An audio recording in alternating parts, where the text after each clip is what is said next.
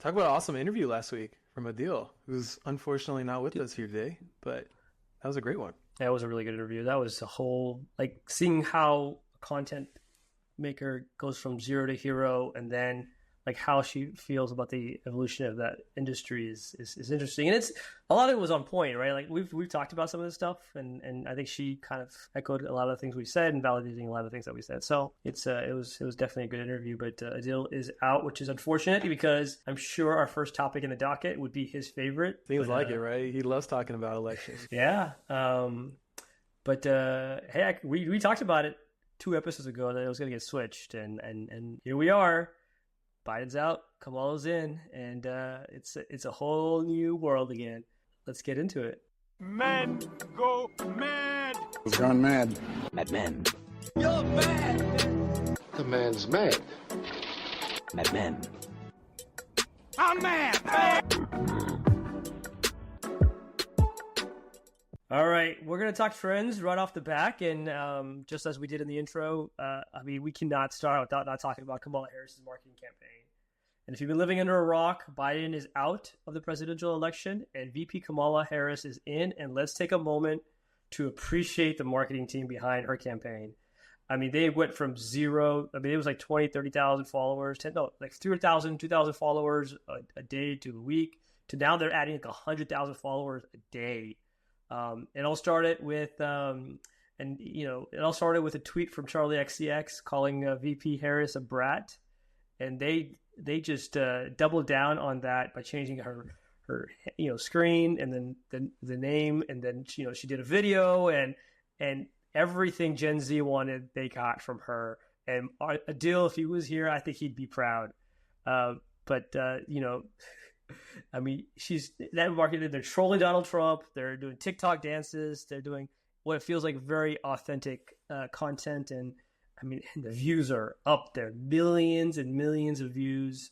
Ever since they announced it, they've been adding 100,000 followers a day. I mean, but the question that I always ask on good campaigns is it going to make money in this scenario?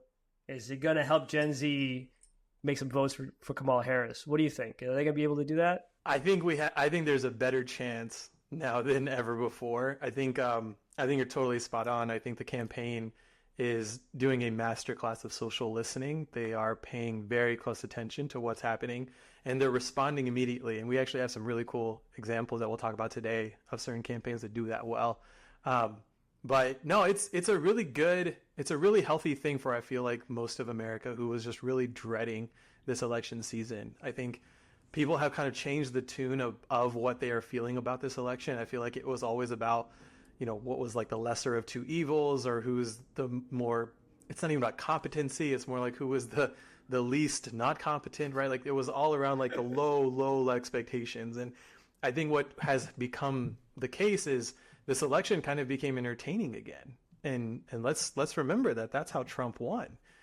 And it was because he made the election entertaining. He made it something people wanted to talk about, people wanted to watch. And most election cycles, it's sort of just thrown at your face and you don't have a choice but to listen. But I'm not getting that sense this time. And I think there's just a different type of energy that's being brought into the election season with Kamala Harris now. I want to talk a little bit about the difference in the message here. I think I was digging into what Kamala Harris is really trying to communicate. What is the foundation of her campaign? Like, what does she really stand for? And how does that differ from previous campaigns? Right? Huge pivot from Biden's campaign message. And I love the strategic positioning of Harris's marketing campaign. The best presidential marketing campaigns have a really simple proposition that people can understand, that they can relate to, and can serve as a foundation of the entire campaign. Let's look at Obama. His central ideology was hope and change. The legendary Yes We Can movement. Remember that? The insight behind that campaign was that people were dissatisfied with the status quo, that we as a country were ready for change, and that change was anchored in electing our first ever Black president. It tapped into a collective desire of a new direction. It brought in unity, progress, and the potential for a better future, and that's appealing to a lot of voters. Trump's central idea of when he won, Make America Great Again, it tapped into a sense of nostalgia, a promise to a return to a perceived better past. It emphasized a nationalist theme, and it appealed to voters who felt left behind by the globalization of the world and political elites. And that was anchored in electing our first ever non-political president. And Trump embraced this position as a political outsider. In his unfiltered, even provocative communication style, it got a ton of earned media attention. And it positioned him away from more conventional candidates like Hillary Clinton or even Joe Biden. And now Kamala Harris's core idea, freedom. It embodies a range of policy positions and values that includes civil rights, economic opportunity, and justice. It is resonating with voters' desire for personal liberation, and it emphasized an inclusivity under a shared vision of equal opportunity, which is anchored in Harris becoming, or at least trying to become, the first female president. Now, the results so far, while Biden's trajectory was heading downward, Harris is now neck and neck with Trump in the latest polls. She just released a new ad that focused on her freedom message. It was soundtracked by Beyonce's 2016 single Freedom. It is a notion that this country was founded on, and it's perfect message, honestly, that quite frankly, Biden could never own. And Biden's message was about using his vast track record of service to this country to be perceived as more qualified than Trump. But that was a huge issue for Biden, is that you can't base your campaign on not that other guy. It has to go beyond whoever is on the ticket. And Kamala Harris really did a good job of making this about her, what she stands for, and the freedom that she is pursuing for our country. So really, really good job on pivoting what was going to be a disastrous campaign for Democrats into a little bit of hope and a little bit of light with Kamala Harris's new campaign. And it's interesting, right? Because a lot of the times you didn't get to see Kamala Harris in her personality, right? And basically you had this basically an empty canvas to say, hey, who is Kamala Harris, and what is her personality? What is her brand story? And you had a blank slate because people didn't know. People couldn't talk about it. And now they've taken advantage of that fully and saying, hey, look, we'll make her be whoever we think it should be to, attract to the right, demographics. And I think, and all they're going to do is double down on that, right? They know the ones that are the MAGA. They can't touch those people. So let's find the opposite of that and make sure that volume is there. I think they're just leaning on the authenticity of that, the virality of that, and it's working well for them. So from a campaign standpoint, it's without any political association here. I think from a marketing standpoint, they're doing phenomenal. I think there's a narrative here that we're going to see, and that's going to be the former prosecutor versus a convicted felon. Now, I don't think this is going to be Kamala Harris's campaign pushing that message. I think that's going to be pretty strong, but we're going to see it, right? I think what you made a point earlier about all of the user-generated content that's being driven with this campaign, and people are now getting involved and almost excited for it. I think there's just a whole new energy to this. It's going to happen, and it's going to be a pretty compelling story of who's going to be on the side of the convicted felon against the prosecutor, right? And it's another way that marketing can really cut through and make some noise in the election circuit, right? And I think storytelling is always really powerful around election season, and I think we're just getting to the beginning of what's going to happen. I'll take us into our next one. Salim, the Olympics are starting today as of the recording date. And, brands have been in the works with this for years. So we thought that it could be good to highlight some brands that we see are doing some really cool stuff with the Olympics, and maybe some that are just trying a little too hard. Salim, what do you got? Man, I as much as I want to talk about guys that are doing really well in these brand scenarios, but I got a big fight to have with Nike. I love Nike. We talk about Nike here on a negative time, and I feel like every time we bring up Nike, it's always in a negative light. But who created the content? Who dropped all this clothing and branding into the Olympic tent about Nike and the American team? Like, have you seen some of this stuff? First, they dropped that lick thing commercial. I don't know what that was. And then you've got like these T-shirts and these branding that's got like the old constitutional font as if we're still in the 1600s. And then you've got this Nike Air T-shirt with like a check mark and a cartoon eagle. You've got a smiley face hoodie. Like, who designed these? Like, bunch of kids? I mean, you're on a global platform, and then you look at something what they did for Nike Japan, and you've got this like cool looking like jackets with like logos and icons in them, and then you've got the American team that's walking out with these revealing costumes. I mean, Nike, y'all shit the bed bad on this one. I mean, there was so much opportunity. There's so many other good guys that are doing a lot of good things with the Olympics, but I mean, go look at Kith. Kith did a good collab with USA Basketball. They did the Heritage Collection. I mean, those are things that are classics, but Kith is winning. Nike, I'm sorry, guys. Y'all messed this up again. Why do we see this every Olympic season, it feels like? There's one brand who does really good stuff 99% of the time, and then the moment they get the chance of doing something Olympic, they try to be different, and the different is just so off base than what people are used to. I don't know what it is. But I'll stick to the apparel segment, though. So I'll talk about Figs. Figs is a U.S. apparel brand that provides scrubs to medical personnel. So you probably have seen people in medical fields wear their scrubs. They are the first brand sponsor of a heart rate monitor that will be strapped to the parents of select athletes as they watch from the sidelines. And their heart rate data will be shown live on NBC and Peacock. The feature is called The Heart of the Moment, and it's a really unconventional media placement that I personally think is genius. I think there is a lot of opportunity to stand out in the scrub segment. Honestly, you probably won't be able to tell what brands are differentiated between who in scrubs. A lot of different medical fields have different rules on what they can wear. So branding is, in making an impact from a brand standpoint outside of your medical field, is that much more important. And to think about strapping your heart rate monitor on the parents of the athletes is a really relatable way to the rest of us versus constantly comparing ourselves to the athletes themselves. I feel like the parents are more like us than the athletes themselves. And I think that's a really great, powerful way of connecting to this. And what I would consider a pretty new, pretty fresh brand to the Olympic sponsorship circuit, really coming out of the gate really strong creatively. So good job, Figs. I'm a fan. Like Figs has just like doubled down on their brand and their authenticity of hey, medical. I am medical. Like they're also the sponsors of all the medical gear, like the clothes, right? So the medical team that's there, they're going to be wearing Figs, and it's interesting because there's a lot of healthcare people around the world, and they don't ever resonate with people that are working the staff, and it doesn't highlight the staff that's there, right? And now you've got this whole different avenue of like, hey, look at all the people that work, and Figs is doing, is bridging the gap and highlighting those people because those are all very important people for us during the Olympics. So, they just, doubled down on that, and they did a phenomenal job. So, absolutely great stuff there. So before you get into the highlight, I'm going to talk about another questionable thing. Like, can we talk about the Paris logo a little bit? Like, have you seen the Olympics logo? Yeah, what is it? I've seen so many covers of it. So if you don't know, it's a flame with like some, like, it looks like a woman. I think in theory it's supposed to be a woman, and because you could see the lips, you could see the face, you could see the hair. Like, what is it? The Friends? Is it like a Rachel from Friends? I think somebody said about it.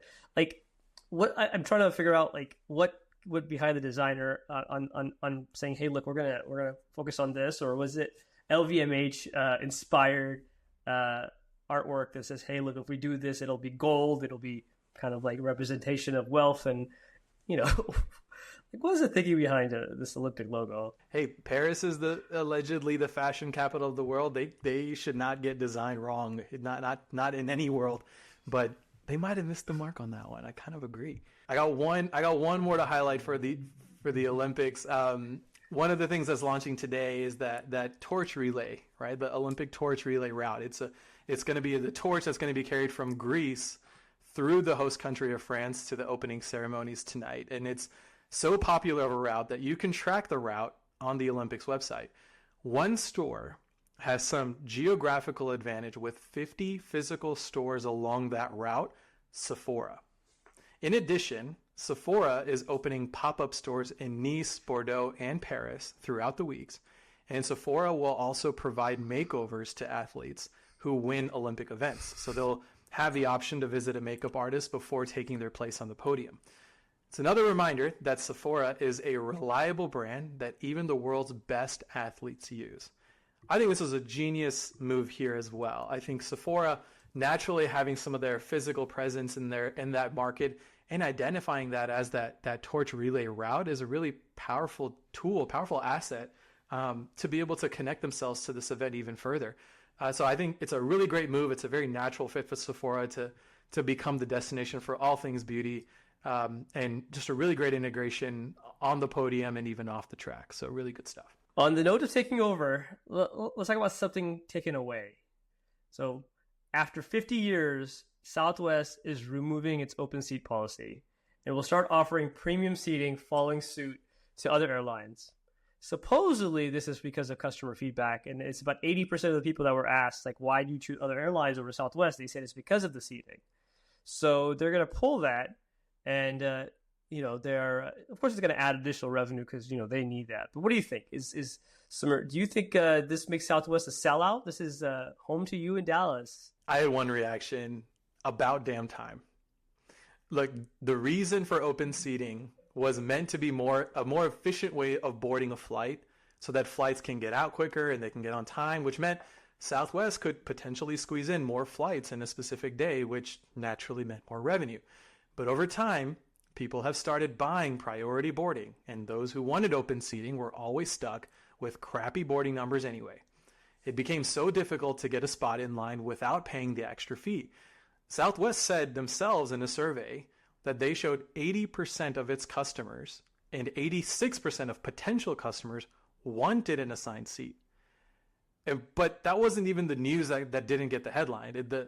What was is Southwest also plans to convert about a third of the seats on its planes into premium seating. The days of Southwest being equal for everyone are over. And this is exactly the kind of thing that people are already used to. Southwest might be breaking away from their norm, but this is the norm in the airline industry. Yes, people are loyal to airlines. It's one of the few industries where there is so much attachment to your loyalty points in your loyalty program that you don't want to move away from it. I don't think not having assigned seats was creating any brand loyalty. Remember, I still don't believe brand loyalty is a thing.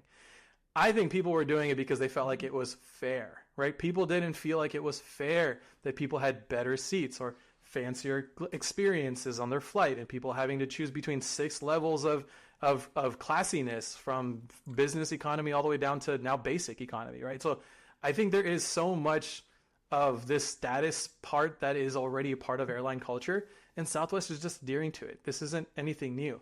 Now, Southwest can backtrack on its open seating policy, and they'll still be fine. People will get over it. Assigned seating is a standard. But let me tell you, one thing that Southwest cannot go back on is its 2 free checked bags. If they undo that one, bye-bye Southwest. Or if they get rid of Companion Pass. Those, I think, are the 2 things that will keep Southwest as a differentiator. And I think people will continue to choose them for those 2 reasons alone. I don't really think it was because of the open seating. Here's a fun fact. So Southwest's market cap today is $16 billion. And today, Southwest has maybe about 800 planes in their fleet. The average cost of a 737 is about $120 million. So if you took some depreciation and some age out of those machines, you could buy the whole company for cheaper than its whole fleet. That's how much Southwest is struggling right now. And I think adding these things are definitely going to add income. I think, I hate to say it, but I think bags and that stuff is all coming. And like me and my buddy were on a chat. This is when this went up. Shout out for Han. We're talking about this thing, and we're talking about, like, I don't go to Southwest because one of the biggest reasons that I go to Southwest is because of the seating situation. Like, I can't deal with that. Like, it's just like, I want my seat. I don't want to worry about it. I don't want to stress about it. I don't need to go in 24 hours and like ping my timing. I agree with that statement. But lately, the flights aren't cheaper. Like, out of Houston, we've got Southwest. The only reason why people go to Southwest here is because it's a hobby airport. It's an easy airport to get to. I assume that's the same thing for Love Field, right? It's the airport convenience more than the flight convenience. But the prices aren't cheaper. They're about $20, $30 a difference, and I could rather just buy 5 United, which I always do now, right? So I think there's a lot more coming for Southwest. This is not the end of it. I think the whole JetBlue acquisition falling apart didn't help them. Or their bid, whatever that was. But I think it's going to be more to come for Southwest, and they're just going to have to figure it out. Before we end up with trends, I think as marketers, we should probably talk about Google removing cookieless future. This was a big topic last year. Last year, Google announced that they were going to remove the third-party cookies in response to privacy concerns, and also they wanted to shift the digital marketing advertising landscape because they're basically capped it out. I mean, they were just pretty surly on that, right? So, but as of recent this month, they're going to backtrack and say, hey, we're not going to do that anymore. Because, in my opinion, enter AI, right? People aren't using search the way they should be using search, right? People are now using ChatGPT or Gemini to go search and build content. So they still need to keep that revenue coming from advertising while they try to rethink how they're going to go to market with these LLMs and these AI models. So, they're going to do some updates where they're going to have to opt in, kind of like think about Apple, where you have to opt in to say, hey, would you like this app to track you? I think they're going to do the same. But Sameer, you're deeper in this world than I am. What are your thoughts here? Yeah, what a U-turn on 4 years of work to phase out cookies. And a little Madman 101 for those of you who don't know, cookies are little snippets of code that logs user information and it tracks users for advertising purposes. So while on one side of the media world, a really powerful tool for advertisers, on the other side, a huge privacy concern. The initiative to eliminate cookies was from Chrome browsers is part of the Privacy Sandbox project for Google. Now, Google will give users the option to block or allow third-party cookies on the browser, and Google says it will introduce a new experience in Chrome that will let people make an informed choice about what applies to them and how they want their tracking to be across the web. And they can adjust that choice at any time. What's crazy about this is that in the last 4 years since Google said that they were going to remove cookies, dozens of new tech companies were created and funded to develop new tracking technologies. They were going to try to fill the market gap of user act tracking for advertisers. And this one backtrack statement just tanked all of those companies, or at least is forcing them to pivot into something else, right? Potentially, like you said, using machine learning or AI to improve cookie tracking while still complying to privacy standards. Consumers won't notice a lick of difference, but the shockwaves of this decision was felt across the advertising world, from brands to publishers. And it's a nice little reset. I feel like everyone was on edge for the last 4 years, and I know a lot of people that I know in my field were. But this definitely isn't going to be the end of privacy issues, and Google continue to try to tackle the privacy issues that they have. It's just removing cookies is not going to be the way to do it forward. And I think it's a good thing. It's a good thing not just from the media advertising perspective, but it's the right thing without having to destroy and shake up the entire industry that was honestly really scared about when this day would come. Because Google kept pushing this date out for multiple months and years, and people were anticipating this happening, and then now it's never going to. And fortunately for us, we're good with the status quo. For now, I think it's going to shift at least the landscape a little bit, so we're gonna have to figure that out. But yeah, so let's go into the next section on the docket. We're going to talk about what we like to call mystery money machine, and I think this has been a trend that people have been talking about. So it's talking about companies that kind of say that they do one thing, but in reality, the revenue is generated somewhere else. And I think we've talked about this a little bit through different variations, but I'll start off and I'll give you an example. Sameer, McDonald's. What do you think of when you think of McDonald's and their money and their market? Increasing prices of McChicken, fast food. So in reality, it's not. For those that don't know, McDonald's is the world's biggest real estate company, and they own about 25,000 buildings all across the globe. And what they do is they basically franchise out the business, and then the franchisee pays the rent, and they've got this like huge money-making concept, which is basically just rent, right? These are guaranteed for the franchise contracts. They are all well established, and I mean that's really where all the money comes from. If you look at their earnings reports, a lot of them is real estate income coming in, and it's kind of like a fixed income, right? It's like, hey, they're always going to get that income, and they can only raise it, and they can raise it as much as they want or however they want because they're the landlord, and they know how much money the landlord is and the restaurant's making because that's part of the royalty. So yeah, McDonald's, might be flipping burgers, but money's really in the real estate business. There's some smart business people out there. That's crazy. I got one. Sony, widely recognized consumer electronics, right? The notable PlayStation. You got TVs, you got cameras. In reality, a significant portion of Sony's revenue comes from life insurance. They made almost $11 billion in selling life insurance in just Japan. For context, the global worldwide sales of the PlayStation 5 for them was about $25 billion in the last year. We're talking about $11 billion, half of the global PlayStation 5 sales. They made half of that money by just selling life insurance in just Japan. And I think this is another one of those notions of like, how do you diversify your business model? What are you really in the business for? But financial services for Sony in Japan is a really big thing, and it's not something you would ever expect to see. And who knows? And that's if they have any plans to grow outside of Japan. This is a huge moneymaker. Have they always been doing that, or is that just something that one day somebody woke up and were like, "I'm gonna sell life insurance"? I don't know how long they've been doing it, but getting to 11 billion must have been some work to get to. That's insane. Well, I got one for you. My wife has this new obsession, Sameer. So we just got membership at Costco. There's a Costco right next to our house now, and we're like, my wife's like, I gotta get a membership. I'm like, no, we don't need a membership. And hold and behold, we got a membership, and walk in, and my wife dropped some crazy cash day one. Like, I have stuff that I could last me for I don't know how long, but interesting enough, no matter how much money we spent and you spent at Costco, that's not where the money is. The money is actually in the membership that I bought. Costco sold about $226 billion of stuff last year, but majority of that profit came from memberships. $9 billion, which is 80% of Costco's profit, came from memberships, and that's all where the money generates from. They might all the other stuff. It's like that idea of like, hey, I'm going to sell cheap gas and people will come. It's the exact opposite. I'm going to sell membership and people buy cheap stuff. For any of you thinking about a new business idea, just create some sort of membership of sorts, because that is a money haul on just membership fee right there. And I think if you ask every Costco member out there, they'll 100% think that it's worth it.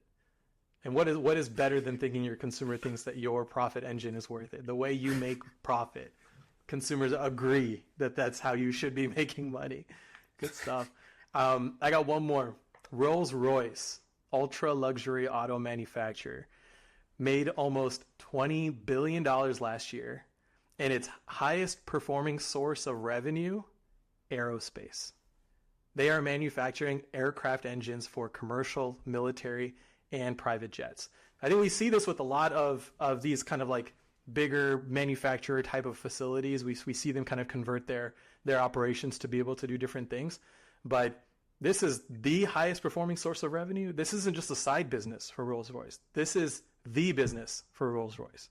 It is in the aerospace industry. It's funny. That one I did know, only because there's a facility that's not too far in Sugar Land of Rolls-Royce, and I always wondered, why is there a Rolls-Royce aerospace division here? And I'm like, I didn't even know that. And that's that what I did know, because I have seen one here in Houston. But yeah, and we do see the engines. Is Rolls-Royce still owned by itself, or is Rolls-Royce owned by somebody else now? I keep forgetting these like companies keep getting bought, and it's sold by BMW. Who I also learned that a lot of these auto manufacturers make a lot of money in the business of lending services. Naturally so, right? You're going to buy a new car, you're probably going to finance through them, you get some incentive to do so. But big auto is also big banks. And that's no joke. Oh yeah, GM is known for that as well. Lending names leads to our friend Marriott. Everybody knows Marriott is a hotel chain. I'm a big Marriott guy. They've recently, a couple years ago, they bought SMG or whatever that was, which is the W Hotels and all those, and acquired that group. And interesting enough, they don't actually own the hotels. They're all owned by individual owners, and you could see that from the different collections and stuff. And they have a total of 30 chains, and basically what they do is they license out their name. They license out their name, the royalty program, and everybody's an independent owner, and that's where all the money comes from. The business model for Marriott isn't actual hotels. It's licensing the name and the programs and the operating systems and allowing them to just use that brand and sell it. So that's kind of where that money comes from. Those Gujus, man, those Patels out there making Marriott a lot of money. Let me take us into our last segment.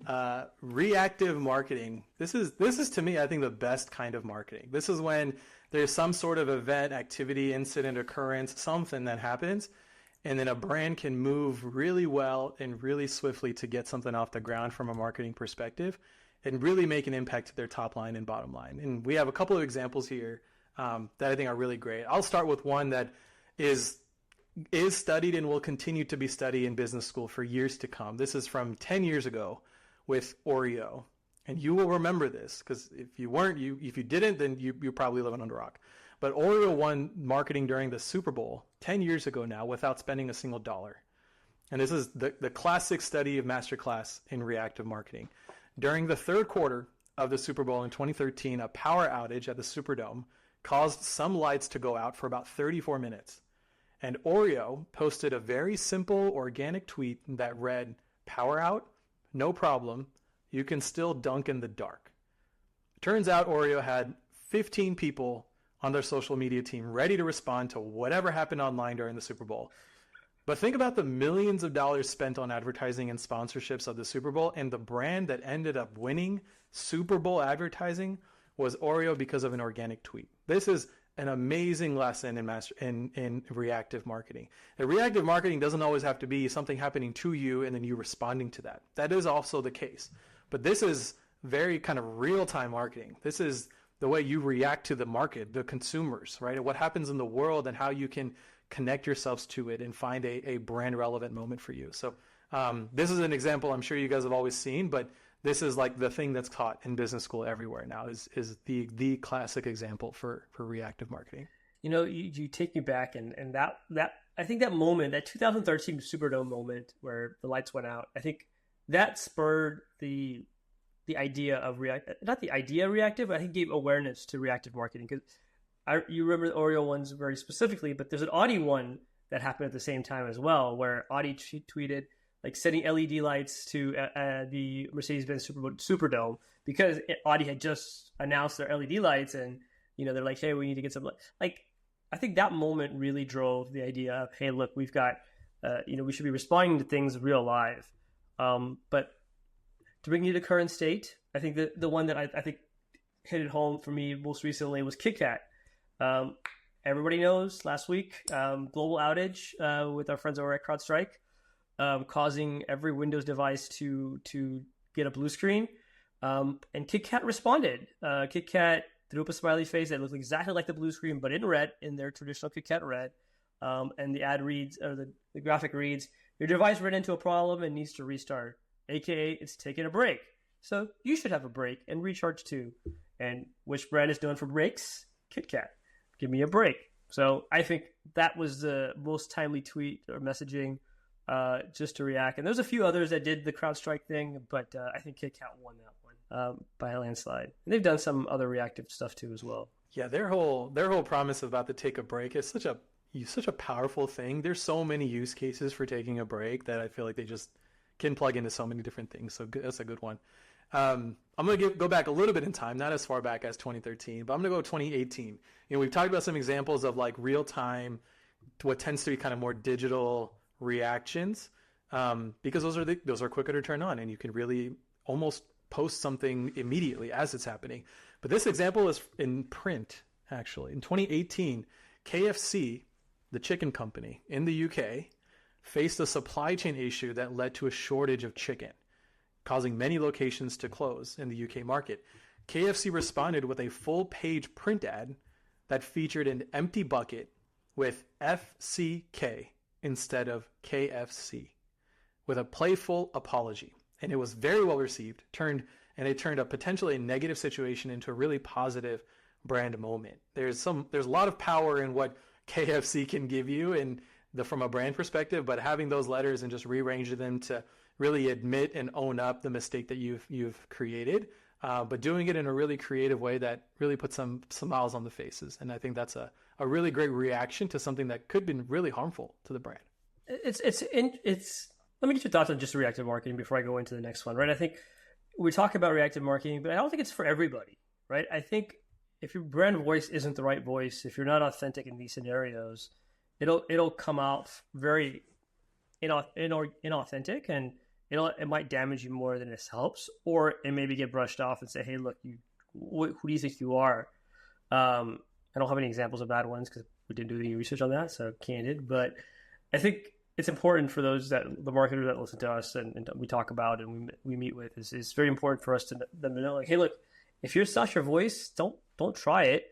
But definitely, if you got the voice and you've got the following and you've got the interest, like there's a couple other accounts that literally, like Wendy's is famous for it, right? Like Wendy's is like people like, tag Wendy's just so that they could make a smart response, right? But I think those are very important. But let's go back. I don't know if you have any thoughts on that. So back in September last year, during a baseball game, a player hit the glass screen of the LED where there was an advertisement for Coors Light beer. I think Coors Light really took that to market, where there was a black box that messed up the logo. People took pictures. People made a thing out of it instantaneously. Coors Light were like, hey, let's go build this can. And they built this can, put the black logo on it, shipped it to the store or to the stadium, and you can now buy this can for $17 at the game, at Thaddeus game, right? So I think it was a really cool reactive in life, like, you know, in real life production. Said, hey, look, we saw this, let's take an opportunity, let's just go get it. Of course, you know, they only sold X amount of cans in the store, but you got all this Coors Light media attention, which was awesome. Really cool one there with against a live sport reaction. I got one more. A TikTok user went viral when she documented her ordering macaroni and cheese from California Pizza Kitchen, but they only received just the cheese. So the original video she posted garnered 3.8 million views and it had over 500,000 likes. In response, California Pizza Kitchen uploaded a video addressing the order mistake and gave everyone half off mac and cheese for the rest of the month. And to make it up to the TikToker, California Pizza Kitchen sent her a box of goodies that included a certificate for free mac and cheese for a year, a box filled with pasta noodles, since she already had the cheese, and free pizza for an entire year, and as well as an official letter from the company.